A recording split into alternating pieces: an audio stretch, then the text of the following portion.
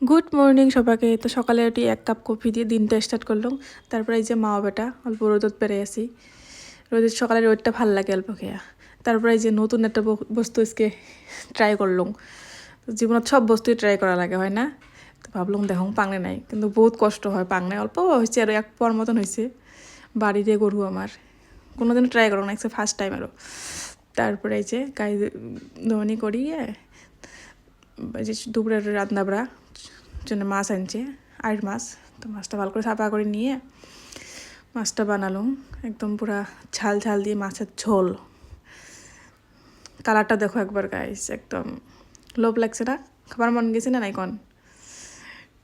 তারপরে তার সাথে আসিল বাইগন পোড়া ভর্তা, আর আসিল সেমাস না, গাজর টমেটো আর এই মূলে দিয়ে ছালাড একটা, আর পাঁপড় ভাজা, বড়া, শুকান মরিচ ভাজা। ঝাল খাওয়ার ইচ্ছে।